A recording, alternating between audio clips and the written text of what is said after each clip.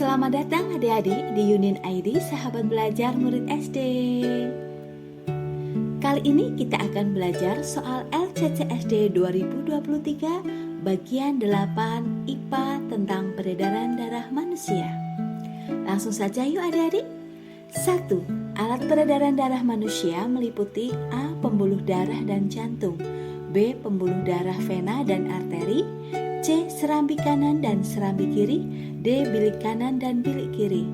Jawabannya, ya, alat peredaran darah manusia meliputi jantung dan pembuluh darah.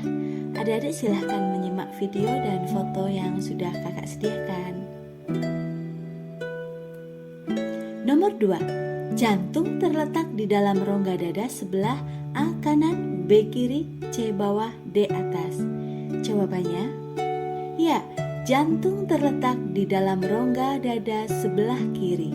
Ukuran jantung kira-kira sebesar kepalan tangan pemiliknya. Adik-adik bisa melihat sendiri di gambar bahwa jantung itu berada di rongga dada sebelah kiri. Nomor 3, jantung terdiri atas 4 ruang, yaitu A. Serambi kanan, serambi kiri, bilik kanan, dan bilik kiri. B. Serambi kanan, serambi kiri, katup sekat. C. Bilik kanan dan bilik kiri, katup sekat. D. Serambi kanan, serambi kiri, aorta katup. Jawabannya, ya, jantung terdiri atas 4 ruang, yaitu serambi kanan, serambi kiri, bilik kanan, dan bilik kiri. Adik-adik bisa memperhatikan gambar yang sudah kakak sediakan. Jadi terdapat 4 bagian jantung. Ya, yang di atas sebelah kanan adalah serambi kanan, di bawahnya adalah bilik kanan. Kemudian yang di sebelah kiri, yang di atas adalah serambi kiri, dan di bawahnya adalah bilik kiri. Di antara serambi kanan, bilik kanan, serambi kiri, dan bilik kiri itu terdapat sekat. Nomor 4. Antara bagian kanan dan kiri jantung dibatasi oleh sekat jantung. Sekat ini berfungsi untuk A. Membawa darah kaya oksigen keluar dari jantung, B. Mencegah bercampurnya darah yang mengandung banyak oksigen dan karbon dioksida, C. Saluran tempat mengalirnya darah dari jantung ke seluruh tubuh maupun sebaliknya, D. Membawa darah kaya karbon dioksida dari jantung menuju paru-paru. Jawabannya, ya, benar sekali, antara bagian kanan dan kiri jantung dibatasi oleh sekat jantung yang berfungsi untuk mencegah bercampurnya darah yang mengandung banyak oksigen dan karbon dioksida. Di situ sudah kakak sediakan gambarnya ya, di mana sekatnya yang kakak tandai dengan tanda panah warna hijau. Itu adalah sekat agar di antara serambi kanan bilik kanan dan serambi kiri bilik kiri itu tidak tercampur darah yang banyak mengandung oksigen dan karbon dioksida. Perlu ada diketahui bahwa di serambi kanan dan bilik kanan itu darahnya itu banyak mengandung karbon dioksida. Sedangkan di serambi kiri dan bilik kiri karena sudah diproses di paru-paru, maka darahnya banyak mengandung oksigen. Sehingga sekatnya ini berfungsi agar darah yang mengandung oksigen dan karbon dioksida tidak tercampur. 5. Otot-otot penyusun jantung disebut A. Miokardia, B. Perikarditis, C. Perikardium, D. Arteri. Ya, otot-otot penyusun jantung disebut miokardia. Jantung tersusun atas kumpulan otot-otot yang sangat kuat dan disebut miokardia. Jantung dalam melakukan pekerjaannya itu dibantu oleh otot yang disebut otot jantung atau miokardia. 6. Otot penyusun bilik jantung lebih tebal daripada otot pada serambi jantung. Jadi di bilik jantung itu lebih tebal daripada di serambi jantung. Mengapa? A. Tugas serambi jantung lebih berat, B. Tugas bilik jantung lebih berat, C. Tugas bilik jantung lebih ringan, D. Tugas pembuluh darah lebih ringan. Yuk kita lihat jawabannya. Ya, jawabannya adalah otot penyusun bilik jantung lebih tebal daripada otot pada serambi jantung karena tugas bilik jantung itu lebih berat. Apa sih tugas bilik jantung kok lebih berat? Tugas bilik jantung itu memompa darah keluar dari jantung sehingga otot di bilik jantung itu lebih apa dek? Lebih tebal. Oke, lanjut. Nomor 7. Fungsi utama jantung adalah A. Membawa darah, B. Mengalirkan darah, C. Mengganti darah, D. Memompa darah. Jawaban yang benar? Iya, jantung itu berfungsi untuk memompa darah. Jantung memompa darah dengan cara menguncut atau berkontraksi dan mengembang atau berelaksasi. Nomor 8. Darah yang banyak mengandung karbon dioksida masuk ke jantung melalui A. Serambi kiri, B. Serambi kanan, C. Bilik kiri, D. Bilik kanan. Iya, darah yang banyak mengandung karbon dioksida itu masuk ke jantung melalui serambi kanan. Adik-adik sambil memperhatikan gambar bagian yang sudah kakak sediakan ya. Urutan cara kerja jantungnya. Yang pertama, serambi kanan itu menerima darah yang banyak mengandung karbon dioksida atau kadar oksigennya itu rendah. Itu dari seluruh tubuh melalui vena cava itu kemudian memompanya ke bilik kanan. Darah dari bilik kanan dipompa keluar jantung. Jadi dari bilik kanan itu dipompa keluar dari jantung menuju paru-paru.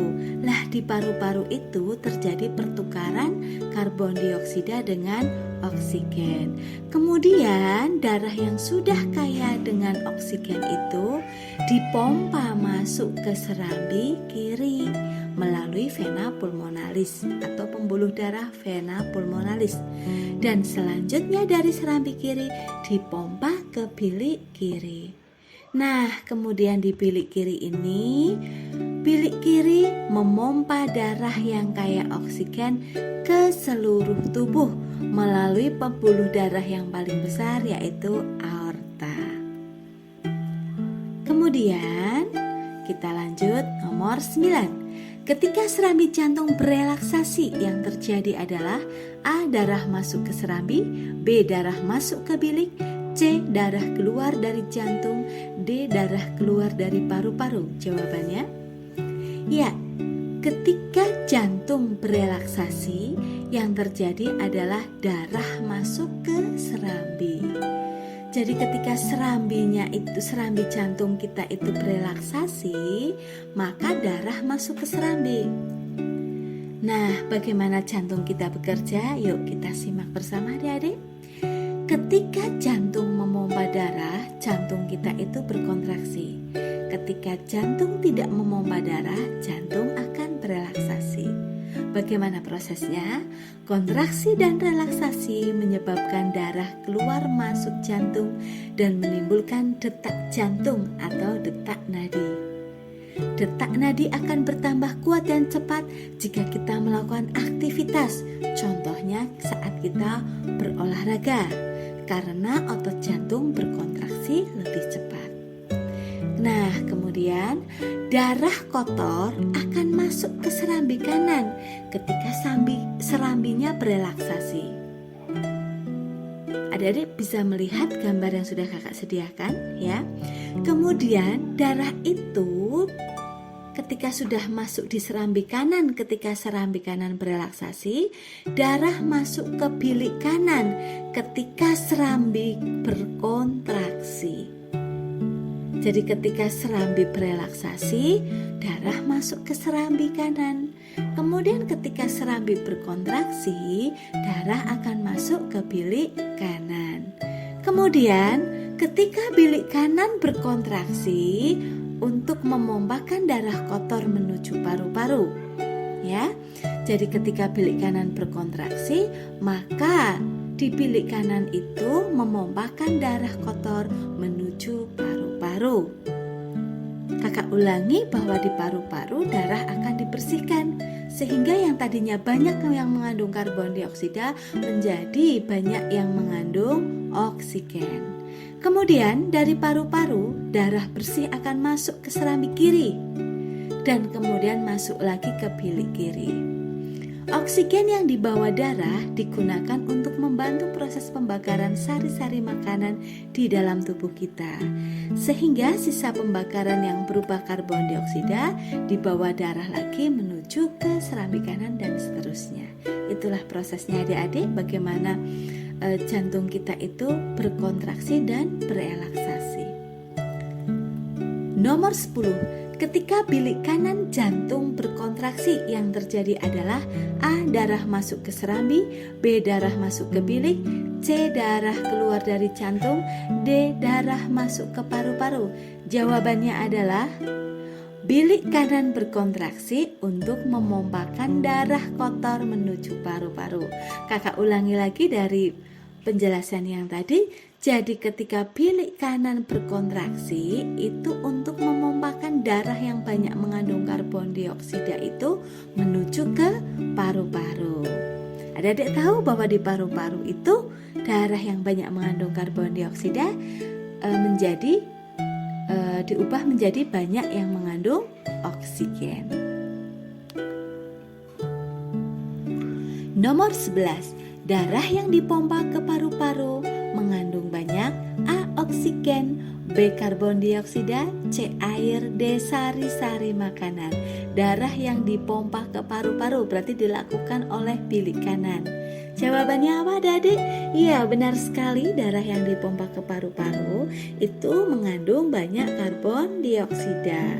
Karena ketika di paru-paru darah yang banyak mengandung karbon dioksida itu akan diubah menjadi banyak darah yang mengandung oksigen. Kemudian darah yang dari paru-paru tersebut otomatis banyak mengandung oksigen. Nomor 12, pembuluh darah yang mengangkut darah dari jantung ke seluruh tubuh adalah pembuluh A. Balik, B. Nadi, C. Aorta, D. Vena. Jawaban yang benar iya. Pembuluh darah yang mengangkut darah dari jantung ke seluruh tubuh adalah pembuluh nadi atau arteri. Adik-adik perlu mengetahui bahwa darah beredar ke seluruh bagian tubuh melalui pembuluh-pembuluh darah. Adik-adik bisa menyimak gambar dan videonya. Kakak sudah menyiapkan video bagaimana darah kita itu berproses di dalam pembuluhnya itu. Kemudian untuk gambarnya sudah kakak sediakan bagaimana pembuluh darah yang ada di bagian tubuh kita. Darah beredar ke seluruh bagian tubuh melalui pembuluh-pembuluh darah. Pembuluh darah dibedakan menjadi dua, yaitu pembuluh nadi atau arteri dan pembuluh balik atau vena. Pembuluh nadi itu yang mengangkut darah dari jantung ke seluruh tubuh. Kalau pembuluh balik mengangkut darah dari tubuh kembali ke jantung. Nomor 13. Pembuluh nadi yang paling besar disebut A. Vena, B. Aorta, C. Arteri, D. Kapiler. Jawaban yang tepat iya. Pembuluh nadi yang paling besar disebut aorta. Pembuluh nadi dan pembuluh balik itu bercabang-cabang adik-adik. Semakin jauh dari jantung, ukuran cabang-cabang pembuluh itu juga semakin kecil. Pembuluh darah yang paling besar itu adalah aorta, sedangkan pembuluh darah yang paling kecil yang terletak di jaringan tubuh itu disebut pembuluh kapiler. Adik-adik bisa melihat sendiri aorta seperti apa, sudah kakak sediakan gambarnya ya. 14. Denyut nadi orang setelah berlari lebih banyak daripada setelah berjalan karena A. Paru-paru bekerja keras, B. Paru-paru beristirahat, C. Jantung bekerja keras, D. Jantung tidak bekerja. Jawaban yang tepat adalah iya. Denyut nadi orang setelah berlari lebih banyak daripada setelah berjalan karena jantung bekerja keras. Ketika jantung memompa darah ke dalam pembuluh nadi, pembuluh tersebut ikut berdenyut. Semakin aktif tubuh kita, denyut jantung juga semakin cepat. 15. Kegiatan yang menghasilkan denyut nadi paling rendah. A. Makan, B. Berlari, C. Berjalan, D. Tidur. Kira-kira jawabannya apa, Adik?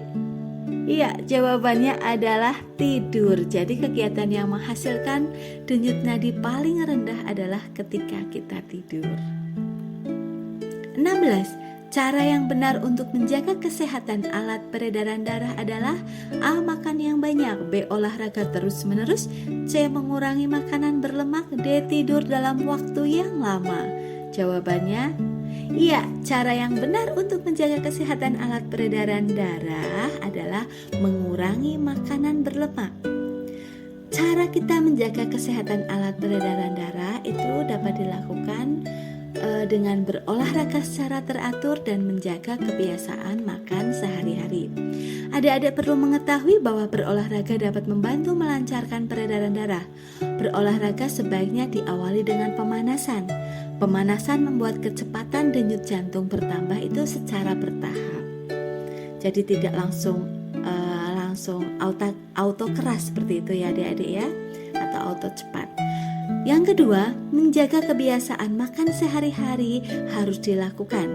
Makanan berlemak tinggi tidak baik bagi kesehatan jantung. Kandungan lemak yang berlebihan dalam tubuh dapat mengakibatkan penyempitan pembuluh darah. 17. Pembuluh darah pada betis kaki kanan Pak Herlambang tampak menonjol. Keadaan ini sangat berbeda dengan pembuluh darah pada kaki kirinya.